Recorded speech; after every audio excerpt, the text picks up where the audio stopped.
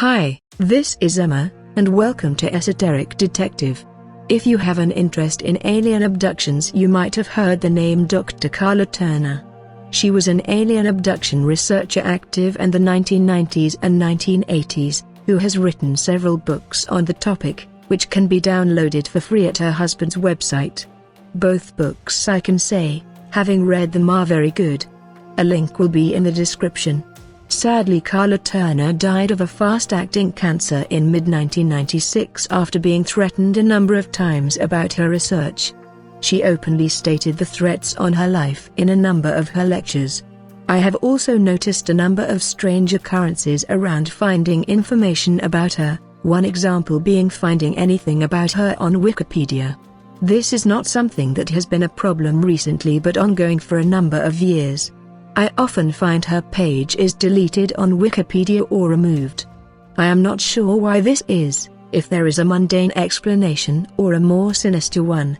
Anyway, I wanted to post something on Karla Turner on my account so people knew about her interesting research. You do not have to be into UFOs or aliens in order to enjoy her lecture, because what she could be talking about could equally be government interference. Something she talks about at length in her past books. The following lecture was filmed in 1995 shortly before her death. All links will be in the description. Enjoy.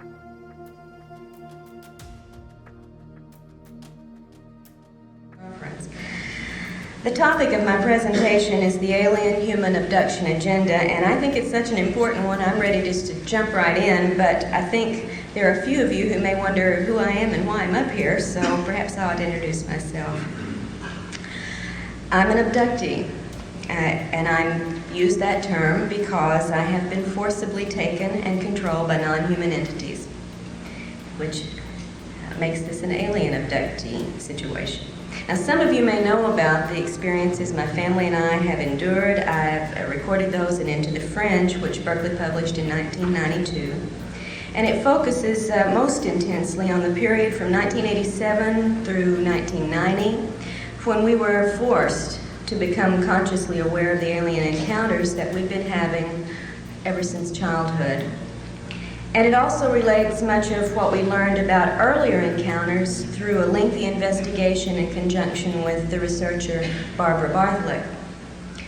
But I did have a life before Fringe that was very happy, very fulfilling, and I think reasonably normal considering the fact that I came of age in the 1960s and the hippie generation. I do have a provocative little theory about the relationship of the hippie generation to the abduction phenomenon, but I think that's going to have to wait for another presentation. In my 20s, I traveled around the world, and yes, I did it with a backpack. I married, I had a son, and I managed to earn a couple of degrees along the way. I got a bachelor's in English from California State University in Sacramento. And I received and I know this sounds a little strange, but I received a master's in American Studies from the University in Nottingham, England. They have a different view. It was a very unusual course. In my 30s, I settled down a little bit more, and I continued to raise my son. I also managed to earn a PhD in English while teaching college for 12 years. My son is now grown. He holds a master's in physics. He's married and raising his first child, so there is sweet revenge in this world.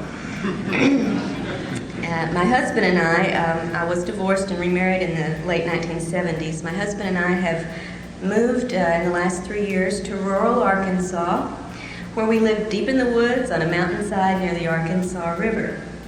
And outside of ufology, which for me is anything but a hobby, I do have other interests and activities. I love visiting with my grandchild. I study the usefulness of the wild plants that grow on the mountainside where we live. I have a great deal of fun playing with my chihuahuas, and I enjoy the music and the concerts of Bruce Springsteen. So I do have some other interests here. Old hippies never give up their hobbies, you know. I quit teaching college in 1991, and since then have devoted, as was mentioned earlier, all of my efforts to abduction research, beginning first in conjunction with Barbara Bartholick when I was in Texas, looking into reports in the Texas-Oklahoma area, and then later independently researching cases around the country. My most recent work is reported in the new book, Taken, that was referred to also earlier, that was published this past April by Keltworks. And I hope we will, by the time I'm through talking, understand all of the connotations that I imply with the title, Taken. It is not just the abduction aspect that I'm talking about. As both an abductee and a researcher into other people's experiences, I feel that I have a somewhat expanded context or knowledge of this phenomenon. My own experiences have taught me many things about the nature of alien activity, but that insight has been greatly expanded by the context of so many other reports I've been able to study, and it has helped me to see well beyond the limits of the individual experience. If we judge the entire phenomenon only by our personal experiences, we're going to get a very distorted view. The context, the patterns, the unique elements as well as the similar elements are all very important for us to have a chance of a glimmer of understanding what may be behind this phenomenon. Yet even having been through these things, lived with people who've been through these things, and studied literally hundreds of personal and first-hand reports about these activities, I know very little about the alien agenda behind this activity. Stanton mentioned the need to hold ourselves to facts in this field, and I think that is extremely important. We should repeat that 10 times a day as we go through the work in this area. The problem, of course, with the abduction phenomena, as with a lot of ufology, is that the nature of the alien activity is designed deliberately to keep us from having much in the way of concrete evidence. Designed that way. It is not an accident.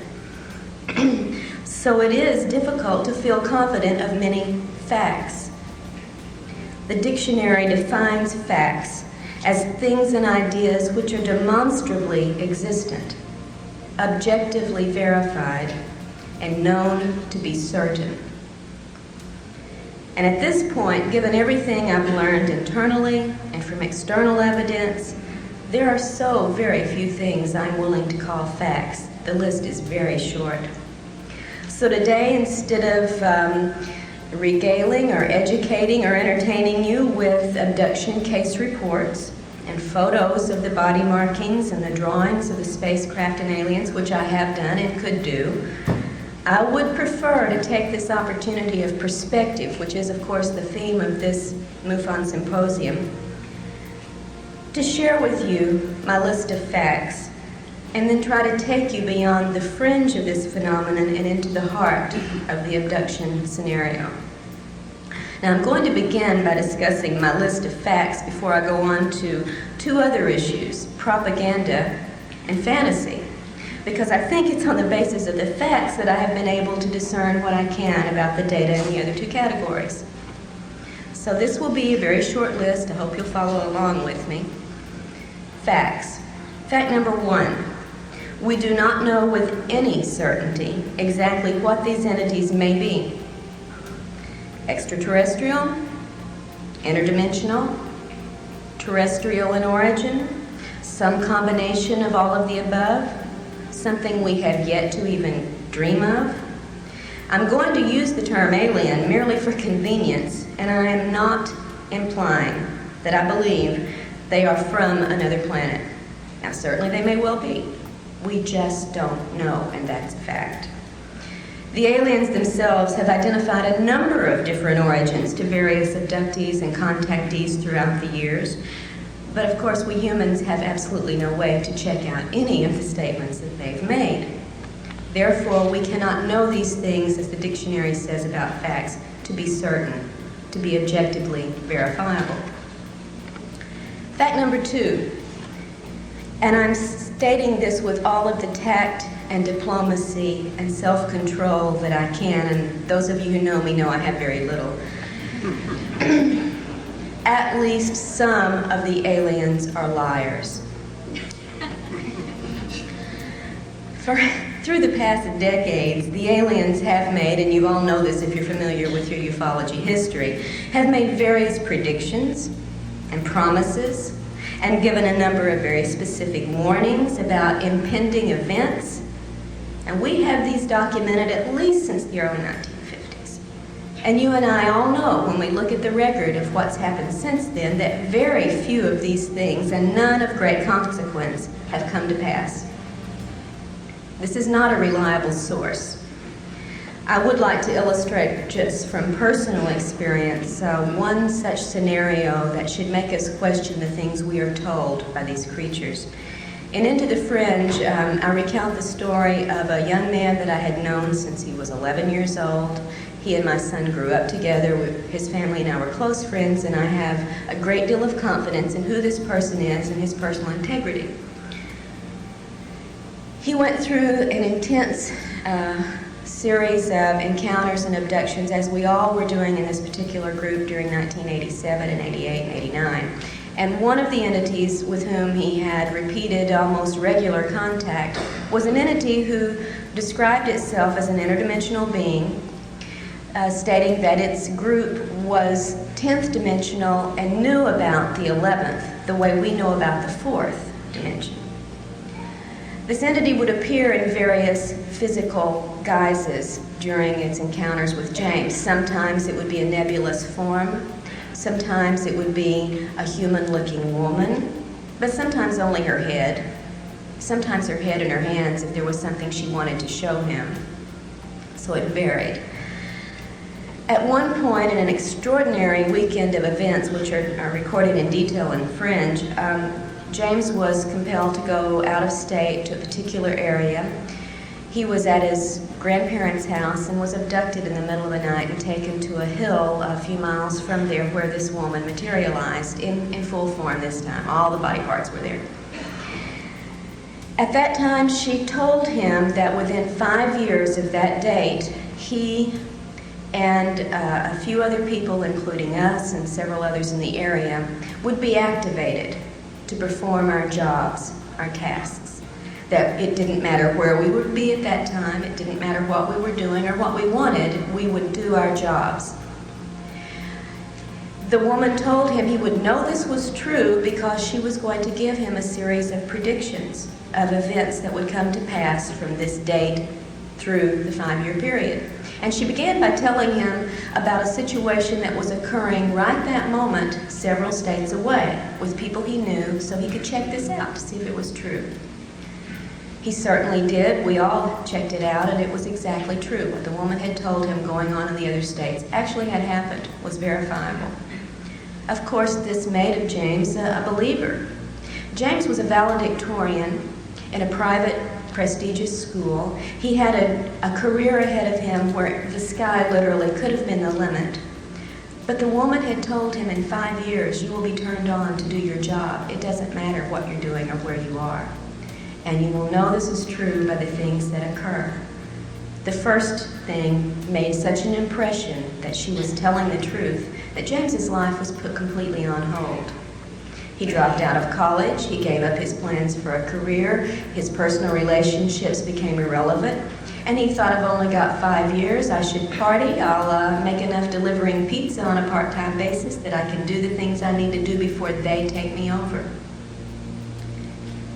Of course, none of the rest of the events occurred, but his life was effectively altered to his detriment by the lies that he had been led to believe. And you know, the best way to get someone to believe a lie is to sandwich it between a few truths, which is what, of course, the woman did. The 5 years, by the way, ended in August of 1993, and we're all still doing what we want, where we want, and we're not doing our alien jobs. The aliens have given a number of stories to people throughout the years about who they are, where they're from. And we have a list, if you compile this, and at one point I think I tried to, a list of planet origins for these beings that include everything from the planet Lanacane to Banlon. They also have given us a variety of explanations as to why they're here and why they perform certain procedures. Often, however, these explanations are contradictory. And without going into a great deal of detail, I will point out just one example. I report on this in the book Taken. Several people, abductees, that I have personally worked with, have been shown cloned bodies aboard craft or in facilities. And we'll talk a little bit more about the details of these in a moment. Just for purposes of the deception and the lying capability, I will use this little story. Pat, who's one of the cases in my book, was shown a copy of her body that was in storage with a number of other human bodies. She was told it was for the resurrection. And now, if you know your Bibles, you know when the resurrection comes, we will all get new bodies.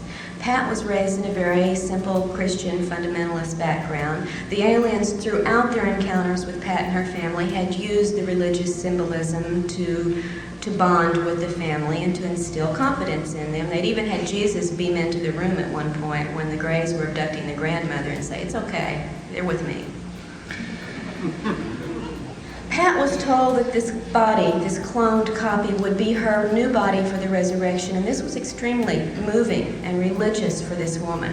However, another woman, also reported on in the book, was shown a copy of her new body in an entirely different scenario, of course, and was told, in fact, if she didn't cooperate with the agenda the aliens had picked out for her, she could be replaced with that body and nobody'd ever notice the difference. And in a third case, we actually had that occur on a temporary basis. A woman was abducted on her way to work and shown on a viewing screen her clone going to work in her place, and nobody knew the difference. So, are these bodies for the resurrection, blessed by God Himself, or are they threatened potential replacements? Aliens didn't get their stories quite straight in those cases. Fact number 3.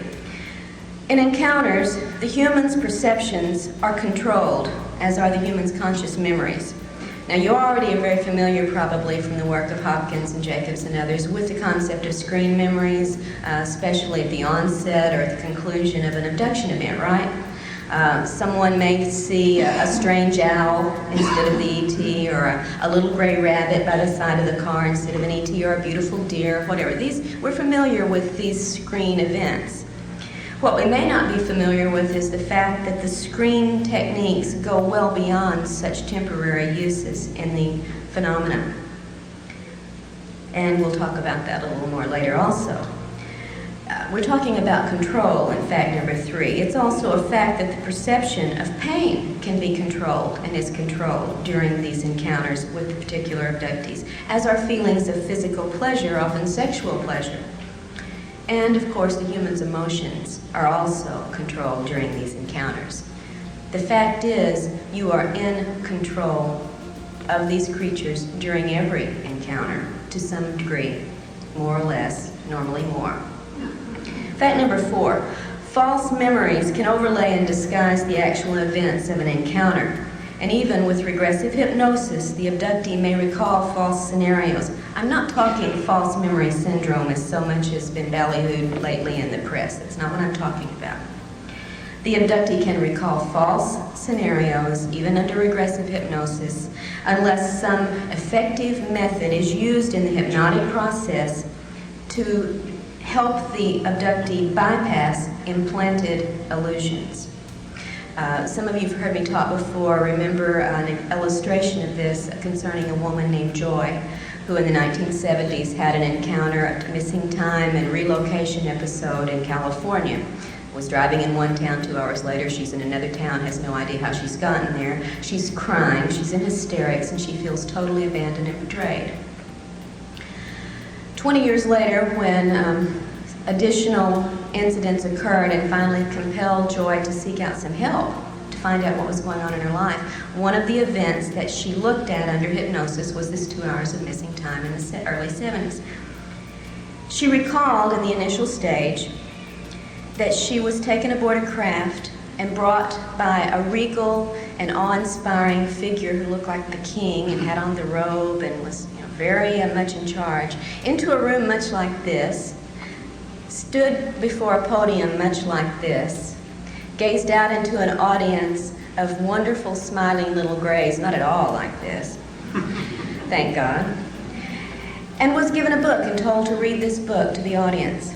She looked at the book, and it had blue symbols or figures on it that she had never seen, and she said, I can't read this. I don't know what these symbols mean. And she was told, just put your hand over each symbol. You'll receive the impression, and then recite what you received to the audience. So Joy did this, and she would touch each symbol, and as she did, she would mentally receive a very warm, uplifting, wonderful spiritual message, which she would then recite to her audience.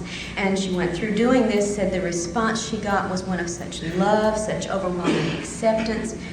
She was really awestruck by the experience. When the hypnotist asked her to move forward, there was a jump, a gap in her story, and suddenly she's back in the car, crying, hysterical, and feeling very abandoned and betrayed. Now, as you know, that doesn't match up. There's a discrepancy between the emotional state she was in the car and this wonderful, awe-inspiring spiritual experience she had recalled. I think you'll agree they don't match up. The hypnotist noticed this, noticed the gap, and asked Joy to first program her mental computer to perceive only the truth. And second, to back up to maybe 5 or 10 minutes before she was in the car. When she did, Joy found herself in an extraordinarily different situation. She wasn't reading a book to a loving and warm audience. She was naked, suspended in a beam or tube of light, being poked and prodded by a group of aliens who were using her much as a biological chart to explain, as we might to students, this is what this part does, this is what that is. And then she was put on a table, tilted at an angle, and was forced to endure some sexual intrusions. At this point, Joy, who could not move or talk, was mentally screaming to God and to Jesus, with whom she had very great faith, to help her, to save her, to make this stop. And when it didn't, and when she went through this for an extended period of time before being returned to her car, Joy came back a changed person. Abandoned and betrayed, she felt, by her God. Although she had no conscious memory of this event immediately upon her return, it changed everything in her life for 20 years. Her religion, her sexual orientation, everything about the woman. But without having the programming and help under hypnosis to see past illusion and perceive only the truth, Joy would have been one of those persons telling you how wonderful it was to be with the great alien brothers. She would have never known why the trauma and the after effects she carried for 20 years existed. Fact number 4 on my list is fact number 5. Given all that I've said so far, it is effectively a fact that abductees like myself and so many of you, while we report our experiences honestly and sincerely, we are really reporting alien-controlled information to the research community. As abductees, our situation is this: we can see the aliens, but we can't believe them. And we can't believe what we see them do. And I know this from personal experience as well as from a number of other investigated situations with very honest, very sincere people who are telling you, just as I have told and others have told you, what we honestly perceived as happening. We're being honest, but the illusions and false memories and distortions and controlled perceptions and emotions and responses that we had do not accurately reflect always what we really went through. Fact number 6, there's a serious element of human involvement in the abduction phenomenon, in addition, of course, to the very real alien participation. You all know, of course, about many abductees' reports of being monitored, harassed by human agents of some sort, cases of phone intervention, mail intervention, helicopter surveillance, etc. And I wish I had an hour just to talk about the human side of this phenomenon, which of course I don't. Now, in Into the Fringe, for instance, I did report about my husband's abduction and interrogation and threats by the military group in 1988.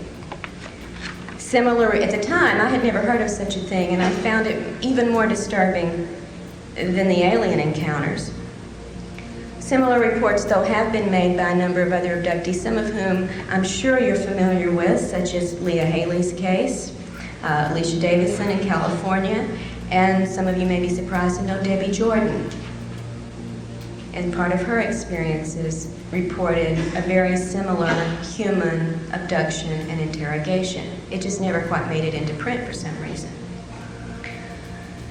In Taken, there are 4 more accounts of women whose lives have been intruded upon by what seems to be military human forces. And although I'm not at liberty, as so many of us aren't in this field where confidentiality is everything, to present to you the hard evidence that we have been able to gather in some of these cases, I am convinced by the evidence that we do have in a number of these cases, it's not an alien illusion of military. We've got names, dates, places, bases. It's real. Fact number 7.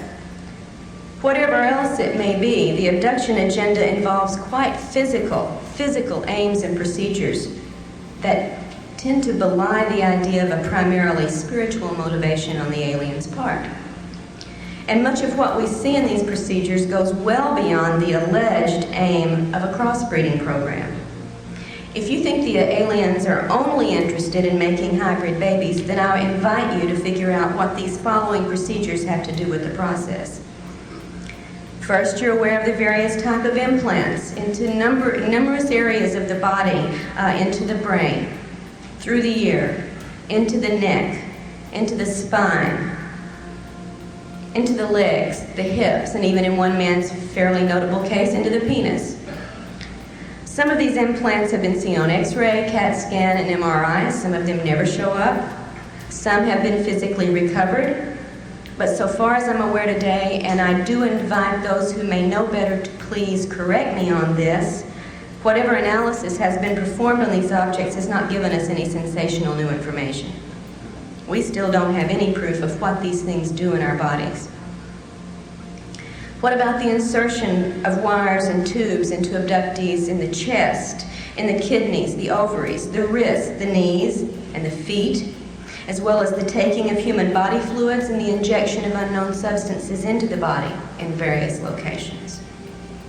What about the brain operations, which in the statistics that I've been able to look at in a very general way without running them through the computer, seem to turn up as often, almost as often at least, as the reported taking of sperm and ova? In the cases reported, the individuals who've undergone or think they've undergone, because you always have to have that in the back of your mind, give an illusion, who have undergone these experiences use almost identical terms in reporting what has happened to them. I felt like my head was opened up and my brain was taken out. What about the deliberate pain experiments meant to produce levels of pain in the abductees, apparently for the measurement, study, or pleasure of the aliens who are observing them? I reported on one of these with James in Into the Fringe. He was put through an extraordinarily torturous and traumatic experience, having holes drilled in a row through the top of his head. He received an apology for this. Sorry, but we had to do it. But no explanation for why he had to do it. And most people are not given an explanation. What about the other bizarre tests and procedures that are reported time and time again? Abductees immersed in water or some liquid in which they're then forced to breathe the liquid. I think Hopkins and Jacobs have made this fairly well known to you. They now include it as one of the standard procedures. What does this have to do with crossbreeding? Are being forced to eat or drink unknown substances that then produce a variety of after effects on the abductees. Angie, reported on and taken, was given a bitter red liquid to drink, passed out immediately, and came to in a very passive, hypnotic state in which she then went through an interrogation with a number of people. Ted Rice, another case that I've been working on for a couple of years, as a child was given a pill to eat or swallow that then produced on the 10-year-old boy the effects of an aphrodisiac.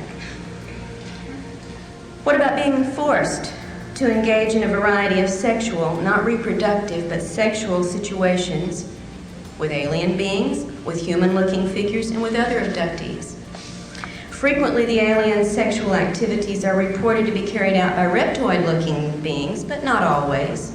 We've got reports of gray sex, hybrid sex, and Nordic sex, among others. And as just as in one of Hopkins' recently reported scenarios, I think it was on television last year on sightings, I described and taken how Lisa, one of the abductees reported on here, was forced to have sex with another abductee in one of her encounters. It was an extremely poignant situation after the fact. The man told her, apologized to her, told her how sorry he was that he was being forced to do this to her. He said, "They've been taking me since childhood. I don't know how to stop it." And he gave her his full name. That's all he had in his control to do. What about the cloning? I mentioned this earlier. And I'm not talking about just the potential, and I think very evidentially supported idea that the little gray workers you're also familiar with, like the little guy down here on the floor, are cloned, produced, manufactured like, we do Fords, Chevys. Not just this kind of cloning of the same sort of creatures to go out and do the work, but also the cloning of human bodies, which, as I said, have been shown to abductees. Sometimes they match and are identical to the human in the situation. Sometimes they're just a bunch of identical bodies, inert, adult bodies. In one case, a man was taken to a facility in which he saw a room in which there were about 40 inert human bodies, 20 male, 20 female. The males were all identical to each other. The females were identical to each other, and they were beautiful, blonde, healthy specimens. What do these things have to do, is what I've asked you to think about, with the crossbreeding agenda? Fact number 8. All of the things that I've described to you so far are part of the aliens' physical aims and procedures. But that isn't all there is to their motivations. The agenda also involves the long-term psychological programming of the abductee.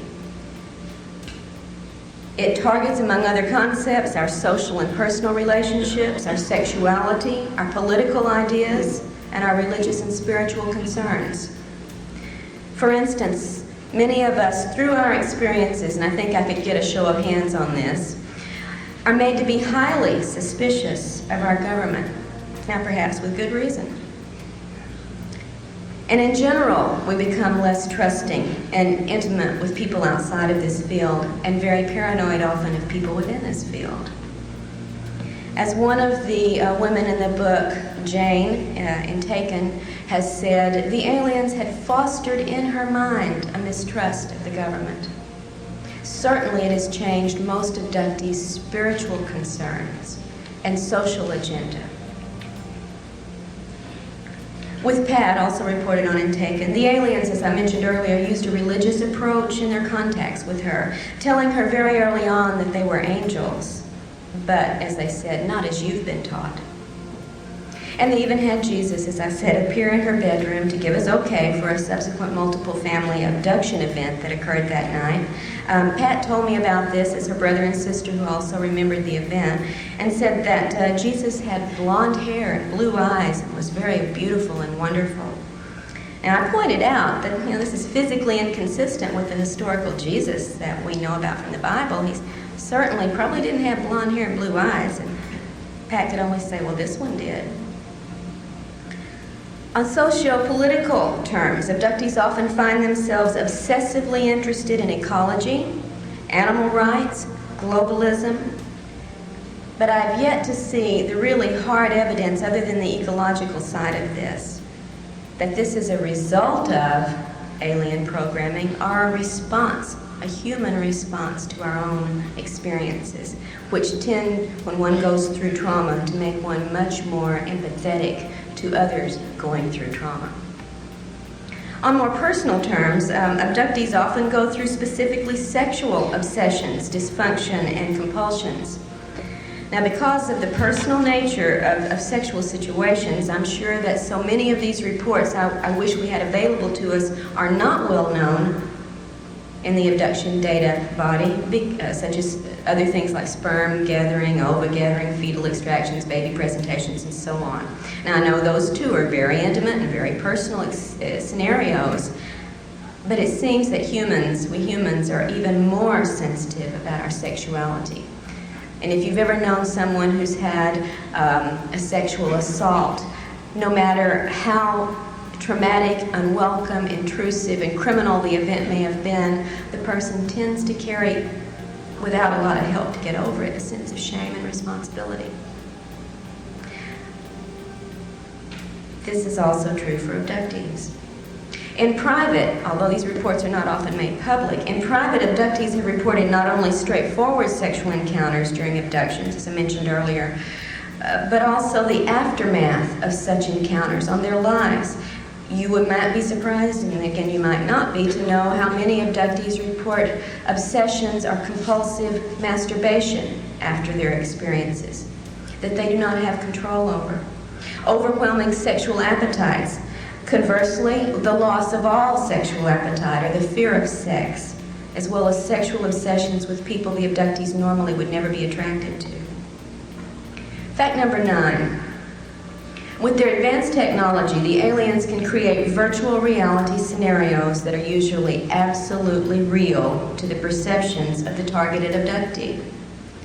Now, such capabilities have often been theorized and hypothesized and discussed in this field, but for me, they were confirmed in an extraordinary case, multiple case, that I have helped research for the last couple of years, involving an abductee named Ted Rice. This is the one story I do intend to tell in detail before going on.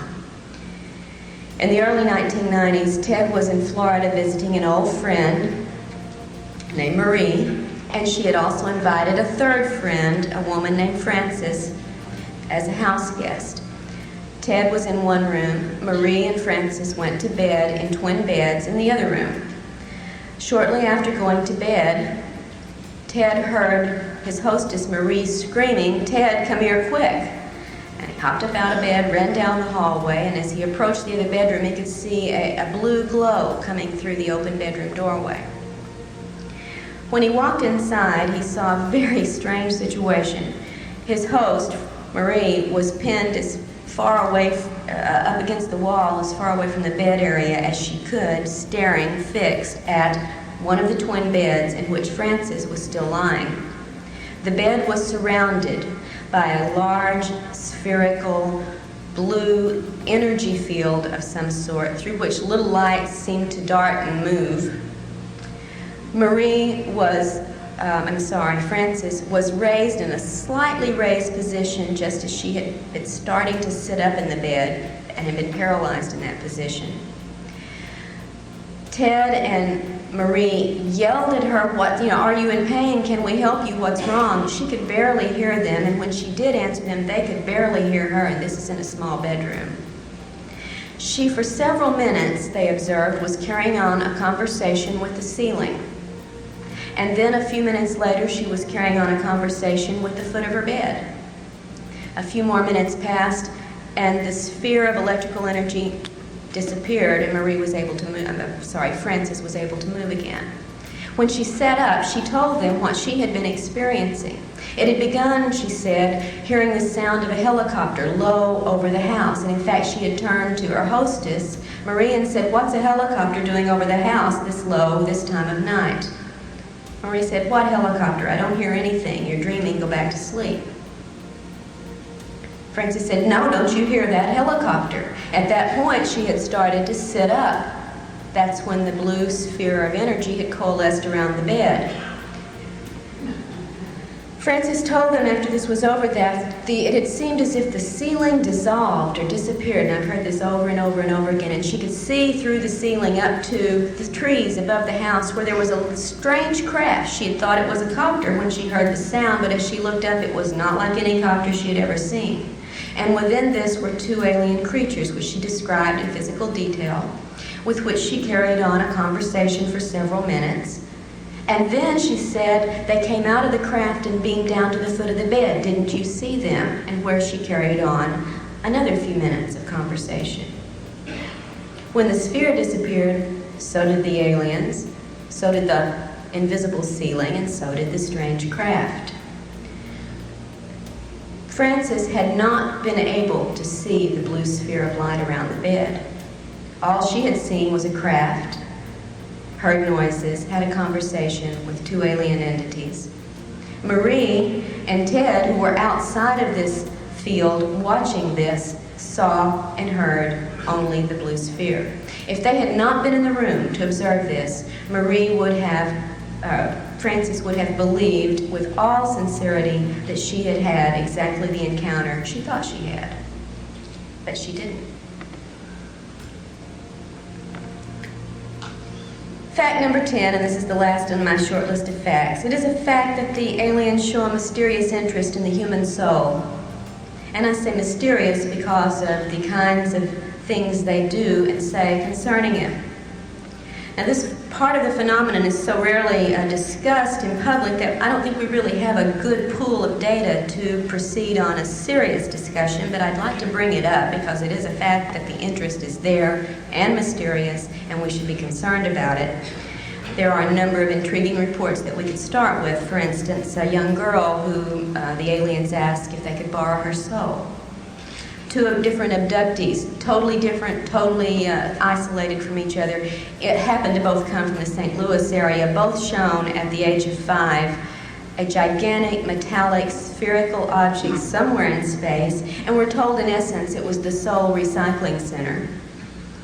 Reports of abductees who recall apparent past lives in which they've inhabited alien bodies with their souls.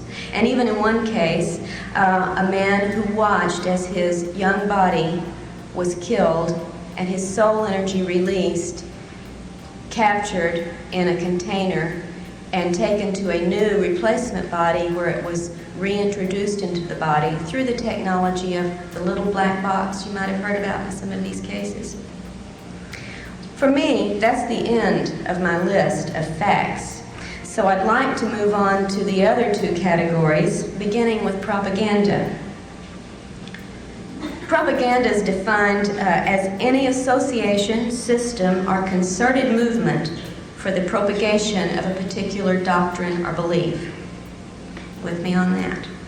What I've learned from my own experiences and the research into this field with others shows me that the aliens are clearly practicing such programming.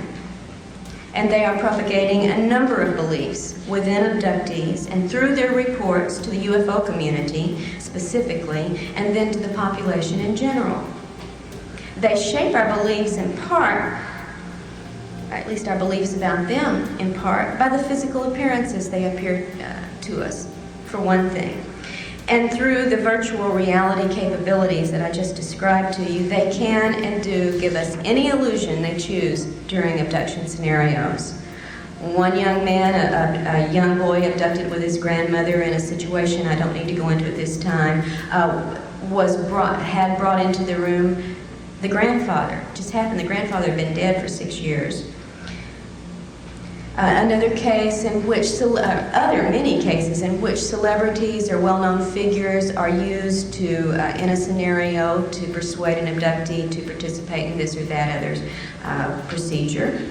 Jesus turns up very, very often, and he's always blue-eyed and blonde hair, and I'm sure that doesn't, maybe if we were in India we'd get Krishna, I'm not sure. Masking entities when the illusions have been seen through, and they often are. And one I think particularly important, although I've cited it before, I think it's worth repeating and tell the entire account and into the fringe. A young man who was compelled to go out of his house in the middle of the night. As we, under control, you go where you're supposed to go, and there is some evidence we get up and take ourselves out to be abducted, whether we know it or not. Compelled to go outside for an encounter, and there, waiting for him, was a Nordic, a beautiful blonde woman. Probably the spitting image of Semyazi, who was waiting with open arms and a loving look, a little bit attractive, alluring look, in fact, for him to come into her arms. And she reached out for him and drew him towards her, and being under control, as we always are, he went for it. Expecting to get an embrace and a kiss, as the arms wrapped around him, the image of Semyazi disappeared. And what was holding him was not blonde, beautiful, or human. And what he got was not a kiss, but being thrown to the ground, pinned down, with claw marks the next day around his neck where this had been held down, while a 2-foot rod of some sort was rammed down his mouth, down his throat, and into his stomach. where the extraction of juices then took place, leaving him with the external claw marks, the scraped throat, and the taste of bile for quite a while afterwards. The aliens foster a belief, I think, in their beauty and their compassion with us through such means as showing us pretty people. I think they realize we're not as smart as we think we are, and that we often equate beauty with goodness, and you and I both know that's not always the case. They also foster a belief in the alien-human crossbreeding scenario through such repeated procedures as fetal implants and extraction, sperm and ova gathering, baby presentations, and so on. But I think, as Stanton warned us early on, we should remember that without external confirming evidence, we cannot accept this as proof. If we believe the aliens in our race can interbreed, however, it serves a lot of propaganda purposes. It makes us think we have some shared commonality, which makes us more receptive to their presence and activities. If we think we share offspring with them, this belief binds us to them even more so, just as royal marriages used to try to bind competing political parties when one wanted control over the other. The crossbreeding scenario also can lead us to see ourselves as subordinate to the aliens and dependent upon them when they tell us this is the only way your race is going to be able to survive. And they reinforce our dependence on them by warning us of the impending disasters from which only they can save us. I wish I had time to discuss what they may really be doing with the sperm and ova and fetal material they take from us, but I have yet to see confirmed proof that it has anything to do with hybridizing either their species or ours. Through the manipulation of what we think they're doing and what they tell us, they also propagate the belief that their intrusions are ultimately beneficial in purpose, in spite of the fact that so much of the specific abduction events are painful, traumatic, and debasing to the person involved. We have many well-known accounts, abduction accounts, or should I say contact accounts, in which a person has been given a very positive, spiritual experience, sometimes with physical healing or expanded intelligence, psychic abilities, and these abductees feel very compelled to go out and tell you about their situations and proclaim that the spiritual benevolence of the aliens is all there is to it.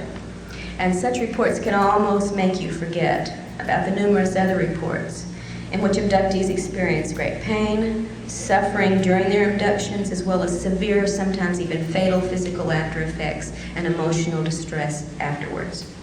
Some apologists for the aliens call such problems unfortunate but unavoidable, as if they were privy to the do's and don'ts of the alien conduct.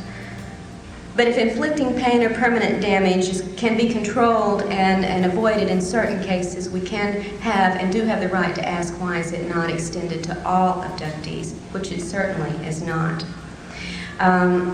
Just real quickly, one case I reported in Taken, Beth, a Puerto Rican woman, abducted in the late 1970s along with some of her children and her husband, went through a series of very strange physical and spiritual events during this abduction. Afterwards, suffered with a persistent, weeks-long rash that no one could explain, severe nausea for days afterwards, headaches, blinding headaches, severe hair loss, and such damage to her eyes that she developed cataracts, and she was a very young woman. This called for surgery, of course, to remove the cataracts, and the surgeon found evidence that she had had previous eye surgery, which she, of course, had never had. We have reports over and over of diseases, distress, sometimes fatal situations following immediately upon abductions, as well as the wonderful healing cases that are out there. They do exist, but if they exist for one, why do they not exist for all? And I think we need to ask that.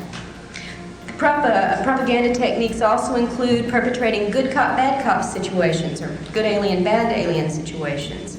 You know how many accounts tell of painful, traumatic events taking place during an abduction, and then they stop when the good alien enters, the friendly one, the protector who makes it all better and takes away the pain. Binds us to them. We've got a helper. Reminds me of what goes on in some of the abduction and hostage situations we've been familiar with over the years.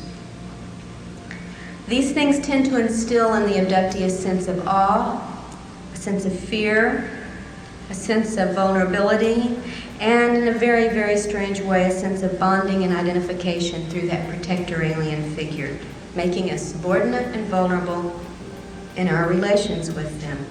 The aliens start early in the abductee's life to instill notions that the abductee somehow belongs to the aliens, is alien property, sometimes telling children, as they told me, that they are their parents, that the human parents are not the real parents, that we are their possession.